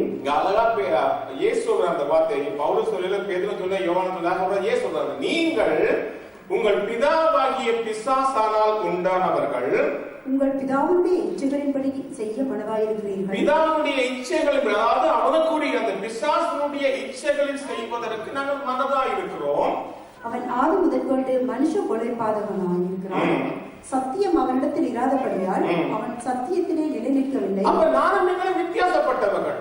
அதாவது பிசாசுக்கு ஒரு காரியத்தை ஆண்டவன் அடையாளமா சொல்றான், அவன் சத்தியத்திலே இல்லை, அவன் சத்தியம் என்பது எதிரான காரியம். அப்ப சத்தியம் அவனுடைய இல்லாத நாள் வந்து அவன் பொய் சொல்கிறான். ஆனா நானும் நீங்களும் என்னையும் உங்களையும் ஆண்டவர் வந்து நீங்க சத்தியம் என்னும் கச்சையை கட்டிக்கொள்ளுங்க, அந்த உண்மையை சத்தியத்திலே உறுதியா இருக்கும்படியாக. கடந்து வாசிங்க அவன் பொய்யனும் பொய்க்கு பிதாவுமாய் இருக்கிறபடியால் அவன் பொய் பேசும்போது தன் சொந்தத்திலே எடுத்து பேசுகிறான். சொந்தத்திலே அவன் இப்படியான காரியத்தை அவன் செய்வதனால அந்த வேதம் சொல்லுவது வந்து அவனை போல நான் நீங்கள் மாறாதபடி உண்மை உள்ளவராக, இயேசு கடைசி வரைக்கும் உண்மை உள்ளவராக இருந்தது போல நானும் நீங்களும் உண்மை உள்ளவராக இருக்கும் விரும்புகிறார். அந்த ரோமன் போச்சவனுடைய அந்த பெல்ட்ல வந்து தனிய வந்து அந்த பெல்ட் மாத்திரம் கிடையாது, அதோட சேர்ந்து சில போர் உபகரணங்கள், அதாவது வெப்பன்ஸ் வந்து தொடுக்கப்பட்டிருக்கு, ஜாயின் பண்ணப்பட்டிருக்கிறது சில காரியங்கள். அதே போல நான் பார்த்தோம் என்றால் என்னுடைய வாழ்க்கையில வந்து கிறிஸ்துவுடைய வாழ்க்கை நான் நீங்களும் அந்த மாதிரி நாங்கள் வாழ வேண்டுமா இருந்தால் உண்மையும் நேர்மையும் ஒரு மனுஷோட வாழ்க்கை ரெண்டு இணைந்திருக்க வேண்டும். இது ரெண்டு இணைந்திருக்கும் போது எப்பொழுதும் வந்து பிசாசானவன் உங்களை எந்த காரியத்துக்கும் பயப்படுத்த போவது கிடையாது, உங்களுக்கு கிட்ட வர்றது கிடையாது. ஏனென்றால் அவனுக்கு தெரியும் அவன் பொய்யனா இருப்பதனால் அந்த பொய் வந்து உங்கள் வாழ்க்கையிலே உங்க குடும்பத்திலே அதை முடிக்க முடியும். அதனால வந்து அந்த உண்மையும் நேர்மையும் நான் நீங்களும் எப்பொழுதும் உண்மை உள்ளவர்களாக நேர்மையுள்ளா இருக்க வேண்டும் விரும்புகிறோம். அதான் தான் சொல்றார் வந்து நீங்கள் இந்த நேர்மை என்ற சத்தியம் என்ற கட்சியை நீங்க கட்டிக்கொள்ளுங்கள். அப்ப ஒளியின் ஆயுதங்களை கற்றுக்கொள்ளுங்கள் சொன்னது போல ஒளியின் ஆயுதம் என்பது இயேசு ஒளியா இருக்கிறார், அவருடைய ஆயுதமானது வார்த்தை. அப்ப அந்த வார்த்தையை நான் நீங்களும் எப்பொழுதும் உண்மை உள்ளவர்களாக சத்தியம் உள்ளா இருக்க விரும்புகிறார். தாவீதின் வாழ்க்கையில வந்து அவன் ஒரு காரியத்தை உண்மையை மறைத்தது நிமித்தம் கிட்டத்தட்ட 1 ஆண்டுகளுக்கு மேலாக அவனுடைய எல்லா முயற்சிகளையும் அவன் தோல்வி அடைந்தான் வேதம் சொல்கிறது.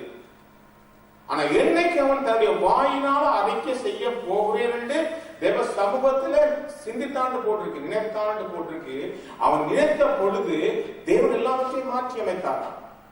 வாசிக்கப்போமாக சங்கீதம் 32வது அதிகாரம் 3-5 வரை வாசிக்கப்போமாக. சங்கீதம் 32வது அதிகாரம் 3-5 வரைக்கும். நான் அடக்கி வைத்த மட்டும் நான் சொல்வது, அதை கன்ஃபெஸ் பண்றதுக்கு முன்பதாக, அதை அறிக்கை செய்வதற்கு முன்பதாக நான் அடக்கி வைத்த மட்டும் நித்தம் என் கதறுதலினாலே என் எலும்புகள் உலர்ந்து போயிற்று. என்னுடைய இந்த கதறன ஏதோ ஒரு காரியம் என் மனசிலே இருக்கிறார், குற்றம் செய்து விட்டேன், பொய் சொல்லி விட்டேன், உண்மை இல்லாதவனாக வாழ்கிறேன். அப்ப அதனால வந்து அந்த பத்ஷேபா பற்றி பேசுறான். இங்க வந்து அவனுடைய வாழ்க்கையில அந்த பத்ஷேபாவோட அந்த ஒரு பிரச்சனை நிமித்தம் வந்து அவன் மறைத்து விட்டது நிமித்தம் தேவ சமூகத்திலே ஒப்பு கொடுக்கவில்லை. எல்லோருக்கும் தெரிஞ்ச சம்பவம். ஆனா தேவ சமூகத்திலே ஒப்பு கொடுக்காதனால வந்து அவனுடைய எலும்புகள் தினமும் உலர்ந்து போகிறது. ஆண்டவரே அதனால நான் பலம் அற்றவனாக போனேன், இரவும் பகலும் என் மேல் உடைய கை பாரமா இருக்கிறதுனால். தேவனுடைய கை பாரமா இருந்த என்னுடைய வாழ்க்கையில அதை விட வேர்ஸ்டான காரியம் ஒன்றுமே கிடையாதுங்க. அவன் சொல்றான் வந்து ஆண்டவரே உம்முடைய கரம் என் மேல பாரமா இருக்கு ஆண்டவரே, என் சாரம் உஷ்ணகால வறட்சி போல வறண்டு போயிடுச்சு, என்னுடைய ஸ்ட்ரென்த் எல்லாம் போயிடுது, என்னுடைய பலம் எல்லாம் கும்பி போய்விட்டது. அப்படியே சொல்றது வந்து அதோட நிப்பாட்டி வாசிக்கிட்டாங்க. சேலான்னு போட்டிருக்கு, கொஞ்ச நேரம் நிப்பாட்டி பழைய வாழ்க்கையை நினைத்து பார்த்து சொல்லுது வந்து அப்படிதான் போட்டிருக்கு வேதத்துல, சேலான்னு தான் போட்டிருக்கு. ரைட், தொடர்ந்து வாசிங்க. நான் என் அக்கிரமத்தை மறைக்காமல் என் பாவத்தை உமக்கு அறிவித்தேன், என் மீறுதல்களை கர்த்தருக்கு அறிக்கையிடுகிறேன், என் மீறுதலை கர்த்தருக்கு அறிக்கையிடுவேன் சொல்ற அறிக்கையிடுவேன் என்று சொன்னேன். தேவரீர் என் பாவத்தின் தோஷத்தை மன்னித்தேன், என்னுடைய பாவத்தின் தோஷத்தை, பாவத்தின் தோஷம் வந்து சாபம், அந்த பாவத்தின் தோஷத்தை நீர் மன்னித்து ஒரு நிமிஷத்துல மன்னித்தார். அதனால்தான் வந்து அப்போஸ்தலர்களுடைய 5ஆம் அதிகாரத்துல அனனியா சப்ராட வாழ்க்கையில் அது மன்னிக்கப்படாத காரணம் என்றால் அவர் செய்த அந்த உண்மையை அவர் பொய்யாக மாற்றி சொன்னதன் நிமித்தம் அங்கே மன்னிக்கப்படவில்லை என்றால் அழகாக பேதுருடன் வந்து பொய் சொன்னார்கள். அவன் உண்மை மறைக்கப்பட்டு விட்டது. அவன் கேட்கிறா பேதுரு, நீ இவ்வளவு தானா இந்த நிலத்தை நீ விற்றாய். இங்க தாவீது வந்து உண்மை சொல்றான், ஆண்டவரே என்னுடைய அக்கிரமம் ஆண்டவர் நீ மன்னிக்க வேண்டும் ஆண்டவரே, நான் இவ்வளவு காலம் நான் என்னுடைய தோஷத்துல சாபத்துல வாழ்ந்து கொண்டிருக்கிறேன், என்னை மன்னிக்கோன்னு சொன்ன பொழுது உண்மையோடும் சத்தியத்தோடு நான் வாழ முடியும்படியாக என்னை மாற்றுமன்னு சொன்ன பொழுது அந்த பாவத்தை மன்னித்து தேவன் விடுதலை செய்யறார். அதுக்கு பிற்பாடு அவனுடைய போரில் காரியங்கள் எல்லாத்தையும் வந்து ஜெயம் பெற்றவனாக இருக்கிறான். உண்மையோடு சத்தியத்தோடு வாழ முடியாதபடி பாவங்கள் என்னுடைய வாழ்க்கையில தடையாக இருக்கிறது. இந்த மாலை வேளையில் ஆண்டவரே நாம் ஜெபிக்க வேண்டுமாயிருந்தால் என்ன காரியம் இந்த வாழ்க்கையிலான ஜெபங்கள் கேட்கப்படாவிட்டால் இன்னும் கேட்கப்படவில்லை என்றால் ஒரு விசை நாங்கள் பல காரியம் இருக்கலாம், ஏன் ஜெபம் கேட்கப்படாதற்கு. ஆனா ஒரு விஷயம் சிந்தித்து பார்க்கணும். நான் எந்த இடத்துல நான் பொய் சொல்லிவிட்டேன், நான் உண்மை இல்லாதவா இருக்கிறேன், கணவன் மனைவியுடைய காரியத்துல, பிள்ளைகளுடைய காரியத்துல, அல்லது உறவினர் உற்றார் உறவு காரியத்துல, அல்லது எந்த இடத்துல வேறு சில இடத்துல ஆண்டவர் உண்மை இல்லாத இருக்கிறேன், நான் சத்தியம் இல்லாததா இருக்கிறேன்னா யாரும் பார்க்கவில்லை, உண்மைதான். ஆனா தேவன் பார்க்கிறார். ஆண்டவரே உண்மை இல்லாத இருக்கிறார், என்னை மன்னியும் என்று கேட்கும்போது நிச்சயமா வேதம் சொல்லிட்டு பாவத்தை அறிக்கை மறைக்கிறவன் வாழ்வடைய மாட்டான். அதை அறிக்கை செய்து விட்டு விடுகிறவனோ கர்த்தரிடத்துல இரக்கம் என்பது அவருடைய ஐஸ்வர்யம், இரக்கத்தை பெற்றுக் கொள்றாங்க. ஆண்டவரே என்னுடைய ஜெபங்கள் கேட்கப்படாதபடி இன்றைக்கும் இருக்குமா இருந்தால் ஒரு விஷயம் என்னை மன்னியும் ஆண்டவரே. பவுல் எழுதுகிறார், நான் நிச்சயம் இல்லாதவனா நான் ஓட மாட்டேன், ஒரு பந்தயத்தோட ஒரு நோக்கத்தோட நான் ஓடுகிறேன், நிச்சயம் இல்லாதவனா நான் ஓட மாட்டேன். ஆகாயத்தை அடிக்கிறவனா நான் சிலம்பேன். அதாவது சாதாரண மல்யுத்தக்காரன் போட்டி போடுற ஒரு ஆளோட தான் யுத்தம் பண்ண வேண்டும். சாதாரணமா காத்துல அடிச்சீங்கன்னா அது எந்த பிரயோஜனம் கிடையாது, கடமைக்கு ஜெபிக்கிறதா முடிந்து விடும். ஆண்டவரே என்னுடைய வாழ்க்கையில் ஆண்டவரே எந்த காரியமான இருக்கிறது, இந்த சத்தியம் என்னும் கச்சை என் வாழ்க்கையில கடந்து வரட்டும் ஆண்டவரே.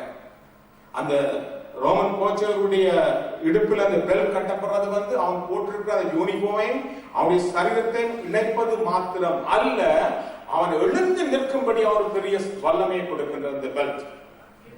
ஆண்டவரே நானும் ஆண்டவரே உன்னுடைய உண்மை என்னை எழுந்து நிற்க செய்யட்டும். எசேக்கியேல் ஆண்டவர் அழகா சொல்றாங்க, எசேக்கியேலே நீ போய் பாருப்பா, ஒரு பெரிய பள்ளத்தாக்கை பாரு, அங்கே எல்லாம் எலும்பு உலர்ந்து போய் இருக்கிறது, எல்லாம் உயிரற்று இருக்கிறது. நீ அவனுக்கு தீர்க்கதரிசனம் சொல்லி அவளை உயிர்ப்பியல் சொன்ன பொழுது, அவன் தீர்க்கதரிசனம் உரைத்த பொழுது கால், தலை, கை, சதைகள் எல்லாம் உருவாகி அவர் மகா சேனையாக காலோன்று நின்று போட்டிருக்கு. நிற்க முடியாதபடி இருந்த பொழுது, உண்மை இல்லாத நேரத்தில், ஆண்டவரே இந்த வாழ்க்கையில பொய் இருக்கிற நேரத்தில், ஆண்டவரே என்னுடைய வாழ்க்கையில சத்தியம் இல்லாத வேளையில நான் கீழே நிற்கிறேன் ஆண்டவரே, குனிந்து நிற்கிறேன், நிமிர முடியாம இருக்கிறது. இந்த மாதவர்கள் ஆண்டவரே உம்முடைய சத்தியம் என்ன உயிர்ப்பிக்கட்டும் ஆண்டவரே. அந்த சத்தியம் என்ன உயிர்ப்பிக்கும் போது நீர் எந்த காரணத்துக்காக ஜெபிக்க சொல்கிறோ, எந்த காரணத்துக்கு என்ன நீ ஏவுகிறோ, அந்த காரணம் பிரியமுள்ளவனா செய்கின்ற ஒரு பெரிய வாஞ்சை எனக்கு வருகிறது. அப்படி அவன் சொன்ன பொழுது அத்தனைகளும் மகா சேனையாக எழுந்து நின்று நாங்கள் பார்க்கிறோம். மாணவர்கள் ஆண்டவரே பெரிய ஆபத்துகள் காரியங்கள் வரும்போதெல்லாம் நானும் நீங்களும் சத்தியத்திலே உறுதி அளிக்கும்படியாக விரும்புகிறார். இந்த காரியத்தை பவுல் அழகாக 6வது அதிகாரத்தில் எழுதும், கடைசி அதிகாரத்தில் எழுதும் போது 4ஆம் அதிகாரத்தில் ஒரு காரியத்தை வாசிப்போமாக. 4ஆம் அதிகாரம் 14, 15 வசனத்தை வாசிப்போமாக. நாம் இனி குழந்தைகளாக இராமல், இனி நான் குழந்தைகளா இல்லை, நான் நீங்க குழந்தைகள் கிடையாது. ஒரு காலத்துல பால் உண்ணோம், குழந்தைகள் பால் உண்றதுதான் வழக்கம். ஆகாரம், கடினமான ஆகாரம் சாப்பிட முடியாது, ஜீரணிக்காது. இப்ப எல்லாம் சாப்பிடங்களை எனக்குடைய சத்தியங்கள் இருக்கிறது, ஜீரணிக்கின்றது. இப்ப நான் குழந்தைகள் இல்லை, குழந்தைகளாயிராமல் மனுஷனுடைய சூதும் வஞ்சிக்கிறதுக்கு ஏதுவான தந்திரமுள்ள போதகமாகிய பலவித காற்றினால் அடைகளைப் போல அடிபட்டு அடைகிறவர்களாய் இராமல் அன்புடன் சத்தியத்தை கைக்கொண்டு, இந்த சத்தியமான தேவன் கொடுக்கிற சத்தியத்தை நாங்கள் கைக்கொண்டு தடையாகிய கிறிஸ்துவுக்குள் எல்லாவற்றிலேயும் நாம் வளர்கிறவர்களாய் இருக்கும்படி, அந்த கிறிஸ்து இயேசுக்குள்ள நாம் வளர்கிறவர்களாக, ஆண்டவரே உமக்குள்ள வளர்கிறவர்களாக, உமக்கு ஏற்ற பாத்திரமான மாறும்படியாக செய்யும் ஆண்டவரே. சர்வாயுத வர்க்கத்தை தெரிந்து கொள்ள சொன்னீங்க ஆண்டவரே. அதன் முதலாம் சர்வாயுத வர்க்கம் இந்த சத்தியம் என்னும் கட்சியானது. உண்மை சத்தியத்தை தேவன் விரும்புகிறார். உண்மை உள்ள வாழ்க்கை, உண்மை உள்ள குடும்பங்கள், உண்மை உள்ள காரியங்களை தேவன் விரும்புகிறார். நீங்க வேறு சில இடமா இருக்கலாம், மறுபடியும் சொல்றேன், எங்கே இருக்கலாம், எங்கே இருந்தாலும் அந்த ஸ்தாபனத்துக்கோ அந்த இடத்துக்கோ அந்த காரியங்களுக்கு உண்மை உள்ளவர்களாக இருங்கள். தேவனுக்குள்ள உயர்த்துறவராக இருக்கிறார். அந்த உண்மை நிச்சயமா உங்களை எழுந்து நிற்க செய்யும். ஒருபோதும் உண்மை தெரிஞ்சது ஒளிவதில்லை, அணிவதில்லை. அப்ப ஆண்டவரே இந்த மாதங்களில் ஆண்டவரே உங்களுடைய சத்தியம் ஆண்டவரை வாழ்க்கையில உயிர்ப்பிக்கட்டும். தீமோத்தேயுக்கு எழுதும்போது சொல்றாங்க, சத்தியத்துக்கு செவி கூடாதபடி சில பேர் ஓடி விடுவார்கள். ஆனா நீயோ சத்தியத்திலே நீ சாய்ந்து கொண்டிருக்க வேண்டும். நீயோ எல்லாவற்றிலே மனத்தெளிவுள்ளா இருக்க வேண்டாம். அழகா பவுல் எடுத்துக்கிறார். சத்தியத்தை நான் நீங்களும் சரியாக உண்மையை சரியாக அறிந்து தேவனுடைய வார்த்தையை சரியா அறியாதனால ஆதியாவது சம்பவத்தை 2 காரியத்தை தான் சொல்லி முடிக்க வாங்கிட்டேன். பிசாசின் தந்திரங்களினால தேவ வார்த்தையானது என்னை உங்களை சந்தேக செய்கிறது. வாசிப்போமாக ஆதியாகமம் 3ஆம் அதிகாரம் 3-4. ஆனாலும் தோட்டத்தின் நடுவில் இருக்கிற விருட்சத்தின் கனியை குறித்து தேவன் நீங்கள் சாகாதபடிக்கு அதை புசிக்கவும் அதை தொடவும் வேண்டாம். இது ஆண்டவர் சொன்ன வார்த்தை. ஆண்டவர் சொல்றாரு, நீ தொடாத, நீ புசிக்காது. இது ரெண்டும் சொல்லப்பட்ட வார்த்தை. ஆனா பிசாசின் தந்திரம் என்பது அந்த சத்தியத்தை மறைக்கும்படியாக அடுத்த வார்த்தை வருகிறது. அப்பொழுது சர்ப்பம் ஸ்திரியை நோக்கி, நீங்கள் சாகவே சாவதில்லை, நீங்க ஆண்டவரா நீ சாவாக சாப்பிடான்னு சொல்றாரு. உடனடியா பிசாச தந்திரம் அங்கே சந்தேகத்துல வருகிறது. சொல்லுவது நீ சாகவே சாவதில்லை, சாப்பிடப்பான்னு சொல்லப்பட்டது. இதே தந்திரங்கள் வரும்போது தேவனுடைய நன்மை நாங்கள் அறியாதபடி நாங்கள் மாறி விடுவோம். தொடர்ந்து வாசிங்கள். அதே அதிகாரத்துல நீங்கள் இதை புசிக்கும் நாளிலே உங்கள் கண்கள் திறக்கப்படும் என்றும் நீங்கள் நன்மை தீமை அறிந்து தேவர்களைப் போல் இருப்பீர்கள் என்றும் தேவன் அறிவார் என்றது. அந்த சந்தர்ப்பத்தினால் அந்த உடனடியாக பிசாசின் தந்திரத்தினால தேவனுடைய நன்மைகள் இழந்தார்கள்.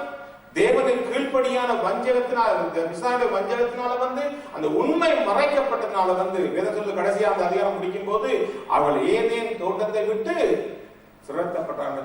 தேவனுடைய பிரசன்னத்தில் தேவனுடைய ஐக்கியத்தை விட்டு விலக்கப்பட்டாங்க போட்டிருக்கு. இந்த மாதங்களில் ஆண்டவரே, பிசாசானவன் வஞ்சிக்கிறவனாக இருக்கிறான். அவன் புத்திசாலி உள்ளவனாக இருக்கிறான். அவனுக்கும் வல்லமை உண்டு. உயிர்ப்பிக்கிற மாத்திரம் அவனை கொடுக்க முடியாது. அவனுக்கு வல்லமைகள் உண்டு. சந்தர்ப்பத்தை பார்த்து உங்களை எவ்வாறாவது அவன் விழுங்கெல்லாம் அல்லது உங்களை அதை அவன் பக்கம் இழுத்துக் கொள்ளாமல் இருக்கின்றான். அதனால இந்த மாணவர்கள ஆண்டவரே சர்வாயுத வர்க்கத்தை கற்றுக் கொள்ள வேண்டுமா இருந்தால் முதலாவது சொன்ன வார்த்தை, ஆண்டவரே இந்த சத்தியம் என்னும் கச்சை நான் கட்டிக்கொள்ள வேண்டும். அதை கட்டிக்கொள்ளும் போது நீர் என் மத்தியில் ஆண்டவரே பிரியமுள்ளவராக இருக்கிறேன். இயேசு வாழ்ந்த நாட்கள்ல யோவான் 17 சொல்ற அந்த சீசர்களுக்காக ஜெபத்தை 17 அதிகாரத்துல சாப்டர் 17 அதுல ஆண்டவர் சொல்ற ஆண்டவரே உம்முடைய சத்தியத்தினால அவர்களை பரிசுத்தமாக்க ஆண்டவரே. ஏன்னா இந்த உலகத்தில் நான் போகிறேன், இங்க இந்த உலகத்துல விட்டு போகிறேன், நான் விட்ட வேலைகளை செய்ய வேண்டுமா இருந்தால் அவர்களை பரிசுத்தமாக்கும் உம்முடைய வசனமே ஆண்டவரே சத்தியம். அந்த சத்தியத்திலே நிலைக்க வேண்டும். யாத்திராமத்துல அவர்கள் விடுதலை செய்யப்பட்டு உடனடியாக அங்கே ஒரு பெரிய வசனம் வருகிறது. பஸ்காவை புசிக்கிற விதத்தை அங்க ஆண்டவர் எழுதுறார். மோசே சொல்றார், மோசேயே இந்த ஜனங்களுக்கு நீ போய் சொல்லு அந்த பஸ்காவை எப்படி அவர் புசிக்க வேண்டும். வேற சொல்லுது அவர்கள் அறைகளிலே அவர்கள் கச்சையை கட்டிக்கொள்ள வேண்டும். யாத்ரா 2 அதிகாரத்தில் கொடி விட்டு வாசிங்கள். உங்கள் அறைகளிலே பெல்ட்டை கட்டிக்கொள்ள வேண்டும். கைகளிலே தடி வைத்துக் கொள்ள வேண்டும். கால்களிலே பாதரட்சை போட்டுக் கொள்ள வேண்டும். எதுக்குன்னு சொன்னால் நான் உங்களை விடுதலை செய்த பிற்பாடு நீங்கள் எப்போதும் நீங்கள் நிரந்தரமாக அங்கோடு தங்குவது கிடையாது. நீங்கள் பிரயாணத்துக்காக புறப்பட்டிருக்கிறீர்கள். நீங்க ஓடும்படியாக இன்னொருத்துக்காக சேரும்படியாக கானான் நோக்கி ஓடுவீர்கள். அந்த கானான் நோக்கி ஓட வேண்டுமா இருந்தால் வரக்கூடிய நாட்களில் எதிரிகள் காரியங்கள் வரும்போதெல்லாம் நீங்கள் எப்பொழுதும் தயாராக இருக்க வேண்டும். நீங்க கச்சை கட்டி இருக்க வேண்டும். காலிலே பாதரட்சை போட்டுக் கொள்ள வேண்டும். ஒரு தடியை கையில வைத்துக் கொள்ள வேண்டும். இப்படியா நீங்க பஸ்காவை புசிக்க கடவாய் சொல்லுன்னு சொல்லி ஆண்டவர் சொன்னார் அந்த காரியத்தை. ஏனென்றால் உங்களுடைய வாழ்க்கையில நாங்க ஞானஸ்தானம் எடுத்த பிற்பாடு இயேசுவை ஏற்றுக்கொண்ட பிற்பாடு உங்களுடைய வாழ்க்கையில போராட்டங்கள் உண்டு. இந்த போராட்டத்தை ஜெயிக்க வேண்டும் ஆயிருந்தால் ஆண்டவரே என்னுடைய சத்தியம் என்ற கச்சையின் இடுப்பில் இருக்கணும் ஆண்டவரே. அந்த உண்மை இல்லாவிட்டால் உங்களுடைய இடுப்பு எலும்பு உடைந்து விடு, நாங்கள் வளைந்து விடுவோம், நிமிர்ந்து நிற்க முடியாது. இயேசு இந்த வார்த்தை லூக்கா 12 அதிகாரம் 35-36 வாசிக்கும் போது உங்கள் அறைகள் எப்பொழுதும் கட்டப்பட்டதாகும். அறைகள் உங்கள் இடுப்பு எப்பொழுதும் ஸ்ட்ரென்த்தாக இருக்க வேண்டும். ஏன்னா விளக்குகள் எரிய வேண்டும். எப்போது எஜமான் கல்யாணத்திலிருந்து கதவை தட்டும் போது உடனடியாக நீங்க அவளை திறக்கும்படியாக எப்பொழுது வருவார் என்று நீங்கள் காத்திருக்கிற மனுஷனுக்கு ஒப்பா இருக்க வேண்டும் என்று இங்கே பெரிய காட்சி ஆண்டு சொன்னார். ஆண்டவரே இன்றைக்கு இந்த பெந்திகோஸ்தே சண்டையா இருப்பதனால் இந்த நாட்கள்ல கூட ஆண்டவரே இன்றையில இருந்து நான் ஒரு எதிர்பார்த்து தயார் உள்ளவனாக நீ கொடுத்த இந்த வாழ்க்கையில ஆண்டவரே நீ எப்போது வருவீன்னு தெரியாது. ஆனா வருவே ஒரு நாளைக்கு நிச்சயமா அது வருவதற்கு முன்பதாக ஆண்டவரே நான் முதலாவது நான் உண்மை உள்ளவனா இருக்கேன் எனக்கு கற்றுக் கொடுக்க ஆண்டவரே. எந்த இடத்துல நான் ஆண்டவரே எனக்கு தவறினேன், எந்த இடத்துல பாவம் என்னை மேற்கொண்டது, எந்த இடத்துல ஆண்டவர் நான் உன்னோட நான் கிட்ட நெருங்காததுக்கு நான் விலகி போனேன், எந்த இடத்துல அந்த பாவமோ பொய் ஆண்டவரை என் வாழ்க்கையில உண்மை விலக செய்தது. இந்த மாணவர்களை கேட்கும் போது ஆண்டவர் சொல்றார் நீங்க சர்வாத பட்சத்தை கருத்துக் கொள்ளுங்கள், கர்த்தரிலும் அவருடைய சத்துவத்தில் நீங்க பலப்படுங்கள். நாங்க சாப்பிட சாப்பாடு காலை வீட் சாப்பிட்டாங்க, ஓட் சாப்பிட்டாங்க, பிரெட் சாப்பிட்டாங்க, இட்லி தோசை சாப்பிட்டாங்க, அது பலம் கொடு கொஞ்ச நேரம் தான். ஆனா தேவன்ல பலப்படும் போது இந்த நாட்கள் பூராக இந்த நாட்கள் முழுவதுமாக அல்லது அந்த வருஷங்கள் முழுவதுமாக உங்க வாழ்க்கை பூராக ஓடும்படியா தேவன் பலப்படுவாராக. அந்த மாணவர்கள் ஆண்டவரே, முதலாவது சர்வாத வர்க்கமாக்கிய உண்மை ஆண்டவரே என் வாழ்க்கையில் நினைக்க வருமானா. உண்மை இல்லாத இருப்பனா இருந்தால் நான் சாதாரணமாக காற்றிலே போராடுறவனாக நான் மாறுவது. அப்படி மாறாதபடி ஒரு நோக்கத்தோடு ஆண்டவரே என்னை வைத்திருக்கு. இந்த நோக்கம் நிறைவேறும்படியாக என்னை மாற்றும் என்று கேளுங்கள். தேவந்த மாணவர்களே இந்த மத்தியிலே கிருபை கொடுப்பாராக. எழுந்திருப்பமாக நான் ஜெபித்து முடிக்க வாஞ்சிக்கிறேன். கர்த்தாவே, இந்த அருமையான ஆண்டவரே, மாலை வேளைக்கு மக்கள் நன்றி என்று சொல்லுகிறேன். நீ சொன்ன வார்த்தையின்படி கர்த்தரிலும் உம்முடைய சத்துவத்தின் வல்லமையிலும் பலப்படுங்கள் என்று சொன்னீரே. ஆண்டவரே, இந்த மாலை வேளையில என்னுடைய வாழ்க்கையில் ஆண்டவரே பலப்படும்படியான கிருபை கொடுப்பீராக. இந்த உலகத்திலே உங்களுக்கு போராட்டம் உண்டு. துரைத்தனங்கள், அதிகாரங்கள், இந்த லோகாதிபதியில் உள்ள வானமத்தில் எல்லா சேனைகளோடும் போராட்டம் உண்டு என்று சொன்னீரே. நான் போராடும்படியாக நல்ல போர் செவனாக நீ தீங்கு அனுபவி என்று சொன்னீர்கள். அப்படிப்பட்டவனாக என்னை மாற்றுவார். நாள கூட நான் சர்வாயுத பக்கத்தை எடுத்து போட வேண்டுமா இருந்தால் ஆண்டவரே, முதலாவது என்னுடைய வாழ்க்கையில சத்திய நிலைநிற்கட்டும் ஆண்டவரே. உடைய உண்மை ஆண்டவரே என்னை நிமிரும்படியாக நேர நின்று ஆண்டவரை நின்று ஜெபிக்கும்படியாக கிருபை கொடுமாட்டார்.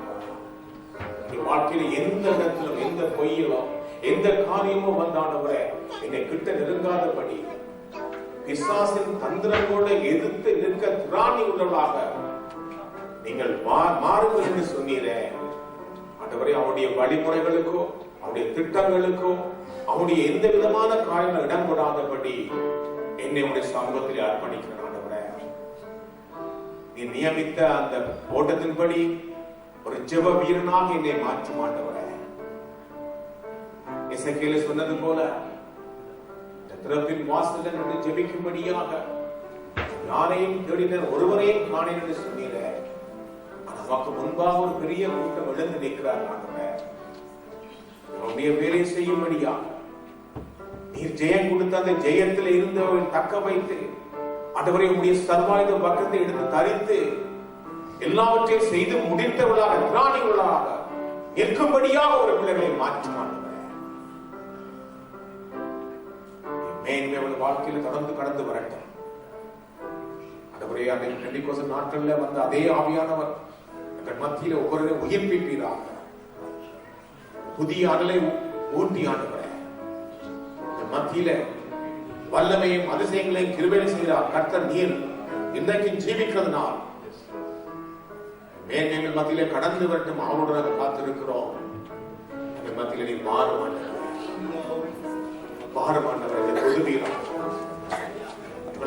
ஆத்மா சரீரத்தை நீ மாற்றியமையுமாண்டவர். கிறிஸ்துவை ஏற்றுக்கொண்டவர்கள் புதிய சிருஷ்டியாக மாறுவது சொன்னீரே. பழைய காரியம் எல்லாவற்றையும் என்னை மாற்றி மாட்டவரே. என்னுடைய கோபங்கள், பொறாமைகள், எரிச்சல்கள், ஆண்டவரே அன்பில்லாத காரியங்கள், கணவன் மனைவி உறவில் இருக்கிற கசப்புகள், ஆண்டவரே சகோதர சகோதர காரியங்கள், குடும்பத்தில் இருக்கிற போராட்டங்கள், ஆண்டவரே இவர்களை வைத்துக் கொண்டு என்னால் ஜெபிக்க முடியாது. அந்த ஜெபங்கள் ஒருபோதும் கேட்கப்படுவது கிடையாது. ஒரு விஷயத்தை தாழ்த்தி உடைய சமூகத்தில் ஒப்புக்கொடுக்கிறேன். நீ சொன்ன வார்த்தையின்படி ஆண்டவரே பழைய காரியங்கள் எல்லாம் ஒளிந்து போகட்டும். நீ புதிய மனுஷனாக மனுஷியாக தேவன் முன்னதாக நிற்கும் போது பிரியப்படுகிறார். ஒரு விஷயம் எல்லாவற்றையும் மறந்து ஆண்டவரே எங்களுடைய சொந்த காரியங்களை நினைத்து நாங்கள் இருக்காதபடி தேவனுக்கு எல்லாவற்றையும் ஒப்புக் கொடுத்து உடைய சமூகத்தில் நிற்கிறோம். ஆண்டவரே நீங்கள் சொல்லும் போது தேவ ஆவியானவர் மத்தியில் அசைவாடி உங்களை உருமாற்றி பண்படுத்தி பயன்படுத்தி அவருக்கு ஏற்ற விளைநிலங்களாக மாற்றக்கூடியவராக இருக்கிறார். ஒரு விஷயம் நம்மை நாமளே ஒப்புக் கொடுத்த ஆண்டவரே என் சிந்தையை மாற்றும், என் உணர்வுகளை மாற்றும் ஆண்டவரே, என்னுடைய காரியங்களை மாற்றும், என்று நான் நினைக்கிற காரியங்கள் எல்லாவற்றையும் மாற்றி அமைத்து உமக்கு நேராக ஆண்டவரே என்னை மாற்றும் என்று கேட்க போகிறோம். ஆமா ஆண்டவரே, இயேசுவே உம்மைத்தான் எங்களுக்கு முன்பாக நிறுத்தியுள்ளோம் ஆண்டவரே.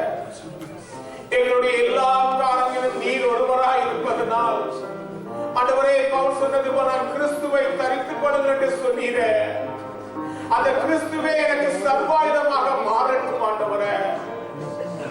உம்முடைய உண்மைகள், உம்முடைய சத்தியங்கள் என் வாயிலே கடந்து வருவதாக, என் வாழ்க்கையிலே அவர்கள் பிரதிபலிக்கட்டும். நான் நிமிர்ந்து எழுந்து நிற்கும்படியான கிருபைகளை கொடுப்பீராக ஆண்டவரே. என்னுடைய சிந்தைகள், என்னுடைய எண்ணங்கள், என்னுடைய நினைவுகள் எல்லாம் உமக்கு ஏற்றவாக என்னை மாற்றுவீராக.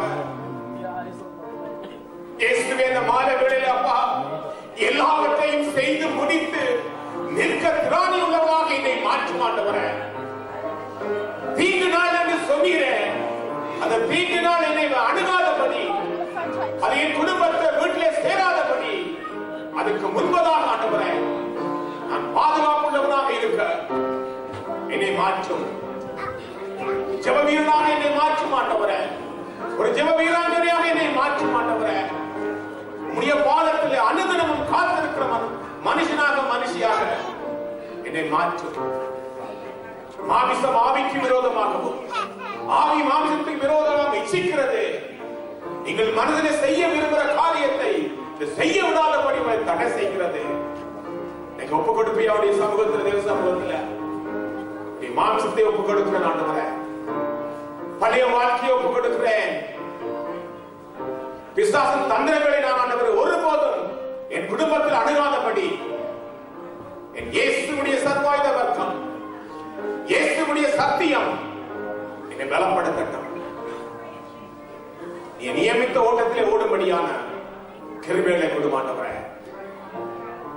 நீ மகா வல்ல பிரசன்னத்துக்காக நன்றியோடு துதிக்கிறேன், மகிமைப்படுத்துகிறேன். மாலை வேளை வந்து ஒவ்வொரு பிள்ளைகள் மேலும் ஆண்டவரே, ஆவியானவரே, உண்மையும் நேர்மையும் உள்ள ஆவியான அசைவாண்டுவீராக, எல்லாவற்றையும் மாற்றி அமைப்பீராக. மர்மமாக்கப்பட்ட பிள்ளைகளாக ஆண்டவரே கடந்து செல்லும்படியான கிருபை கொடுக்கிறவரே துதிக்கிறேன், மகிமைப்படுத்துகிறேன். வரை தடப்பட்ட குடும்பங்களோட கூடையிலும் என் வழிடத்தும் என் காத்துக்கொள்ள மாட்டவரே. பேசுகிற பேருக்காக ஜெபிக்கிறேன். கண்களை தயவும் கிருபை பாதுகாப்பும் வல்லமே கடந்து வரட்டும். படிக்கிற ஒரு பிள்ளைகளுக்காக ஜெபிக்கிறேன். உடைய பரலோக ஞானம், விவேகம், வல்லமை பிள்ளைகளுக்கு கடந்து வரட்டும். ஆசீர்வதிப்பீராக. நன்றி என்று சொல்லுகிறோம். எல்லா துதிகளையும் உமக்கே செலுத்துகிறோம். மேற்பை இயேசு மூலம் நன்றி செலுத்தி ஜெபிக்கிறோம்.